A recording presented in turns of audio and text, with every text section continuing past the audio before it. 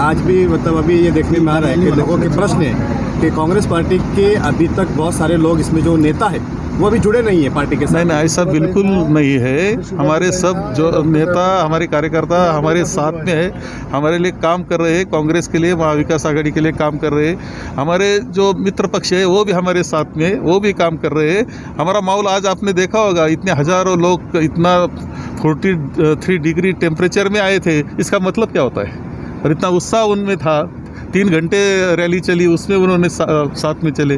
तो इसका मतलब कांग्रेस के लिए और महाविकास आघाड़ी के लिए लोग साथ में हैं। तो सर, मंच पे देखा गया है कि मालेगांव मध्य के भाइयों के जो महाविकास आघाड़ी के नेता है, उद्धव बाळा साहब शिवसेना पक्ष के, पवार साहब के गढ़ के कुछ नेता मंच पर नहीं दिखे। नहीं, कुछ होगा, कोई काम के लिए नहीं होंगे। इसका मतलब ऐसा नहीं कि तो हमारे साथ में नहीं, सब लोग हमारे साथ में। मेहनत ज़्यादा करनी है, मेहनत करना पड़ेगा, हम मेहनत करेंगे। ठीक है, थँक्यू। एकंदरीत महाराष्ट्रातल्या परिस्थितीबद्दल काय सांगतो? महाराष्ट्रामध्ये सलग 13 जागांची निवडणूक झालेली आहे. पूर्व विदर्भाची झालेली आहे, पश्चिम विदर्भात नांदेड झालेली आहे. तिथलं वातावरण तर महाविकास आघाडीच्या बाजूचंच आम्हाला दिसतं. सर, शरद पवार साहेबांवरती जी टीका केली नाही तर खरं म्हणजे अत्यंत दुर्दैवी शब्द त्यांनी वापरलेला आहे. आणि खरं म्हणजे प्रत्येक महाराष्ट्र देशातल्या लोकांना सुद्धा त्याचं वाईट वाटेल, राग येईल असं वाक्य त्यांनी शब्द वापरला आहे. शब्द तो अत्यंत चुकीचा तो होता आणि त्याचं उत्तर शेवटी जनता देईलच. आपण कोणत्याही शब्दाचा प्रयोग करतो, लोकशाही आहे, आपल्या व्यक्तिगत वैरी नाही आहे, परंतु इतकं एखादं वैर असावं, द्वेषच असावा अशा पद्धतीने त्यांनी शब्दाचा प्रयोग केला आहे. हा अत्यंत दुर्दैवी. खरं माननीय अजितदादा पवार यांनी त्यावेळेसच व्यासपीठावर त्या शब्दाबाबत थोडंसं त्यांना सांगायला पाहिजे तर हा शब्द चालणार नाही महाराष्ट्रात. दुर्दैवानं त्यांनी काही बोलले नाही, हे तर खूप वाईट वाटणारी गोष्ट आहे. ठीक आहे, ते नसतील बोलले तरी जनता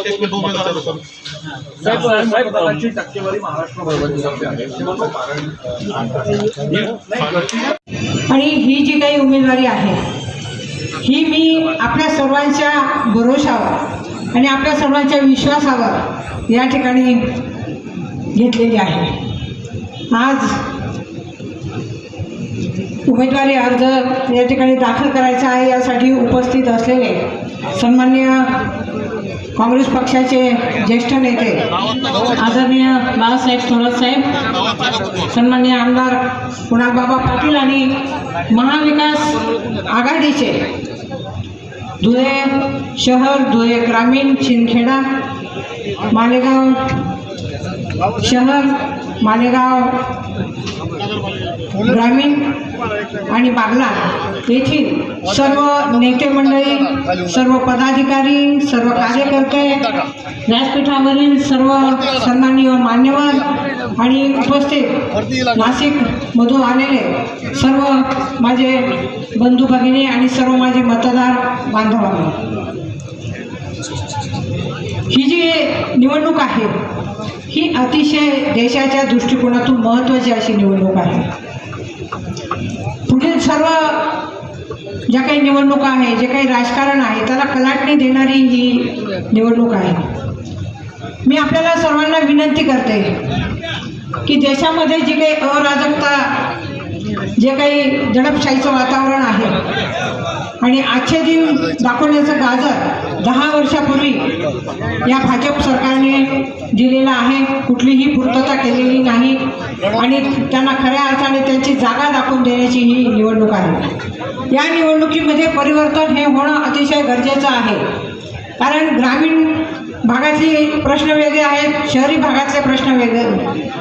ग्रामीण भागामध्ये कांदा उत्पादक शेतकरी असेल, कापूस उत्पादक शेतकरी असेल, धान्य उत्पादक शेतकरी असेल, हा अतिशय त्रस्त झालेला आहे, संतप्त झालेला आहे, त्याला कुठलाही भाव नाही. त्याचप्रमाणे GSTचा दर 18% या शेतीमालावरती, बी बियाणं, धान्य, त्याचप्रमाणे खतं, पेस्टिसाइड्स अवजारांवरती आहे, तो रद्द करण्याची गरज आहे. महिला भगिनी त्रस्त आहेत, त्यांना कुठलीही सुरक्षितता नाही. आपण बघितलं मणिपूरचं उदाहरण. त्याचप्रमाणे बेरोजगारी खूप वाढलेली आहे आणि राहुलजी गांधी यांनी 5 न्याय आणि 25 भरोसे जे दिलेले आहेत ते खऱ्या अर्थाने देशामध्ये महाविकास आघाडीची सत्ता जर आली तर निश्चितपणे त्यांचा हा जो विश्वास आहे हा सार्थ होणार आहे. अनेक केंद्रीय योजना आहेत त्या आपल्याला आणायच्या आहेत. पिण्याच्या पाण्याचे प्रश्न सोडवायचे आहेत, त्याचप्रमाणे शेतीच्या पाण्याचे प्रश्न सोडवायचे आहेत, औद्योगिक प्रगती या ठिकाणी आणायची आहे. या ठिकाणी मी आपल्याला एकच शब्द देते की आपला आशीर्वादाने मी खासदार झाल्यानंतर निश्चितपणे धुळे लोकसभा मतदारसंघाचा प्रामाणिकपणे विकास आपल्या सगळ्यांना बरोबर घेऊन करेन. मी आपल्या सगळ्यांना विनंती करते की एवढ्या मोठ्या संख्येने आपण या ठिकाणी मला आशीर्वाद देण्यासाठी आलेले आहात. मी आपल्याप्रती ऋण व्यक्त करते आणि विनंती करते की 20 तारखेला महाविकास आघाडीची जे पंजा निशाणी आहे, पंजा निशाणी समोरील बटन दाबून मला आपण प्रचंड मताधिक्याने विजयी करा ही मी नम्र विनंती करते.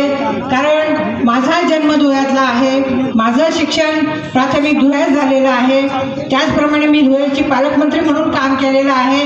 आणि मला इतके अनुभव आले. प्रत्येक गावामध्ये कोणी ना कोणीतरी असं भेटत होता की जो सांगत होता की ताई तुम्ही म्हणत हे काम करू दिले, ताई तुम्ही म्हणा हाही काम करू दिले. मी म्हणता काँग्रेस पक्षाने योग्य उमेदवार आपल्याला दिलेला आहे, कामं करून देणारा उमेदवार आज काँग्रेस पक्षाने आपल्याला दिला आहे. याचा आम्हाला आनंद म्हणून तुम्हाला आभार मानायचे साहेब. आज खूपच चांगलं वातावरण आज संपूर्ण लोकसभा मतदारसंघामध्ये निर्माण झालं आहे. आणि मी तुम्हाला अत्यंत खात्री म्हणून सांगू इच्छितो की ह्या 6च्या 6 विधानसभा मतदारसंघामधला एकही मतदारसंघ मला असं दिसत नाही की ज्याच्यामध्ये काँग्रेस पक्षाला मायनस राहून प्रत्येक मतदारसंघामध्ये लीड हा आपल्याला मिळणार असेल याची खात्री तुम्हाला मी आज देतो. मित्रांनो, अत्यंत चांगलं वातावरण आहे आणि आज तुम्ही सर्वांनी इतका मोठा आशीर्वाद दिला आहे.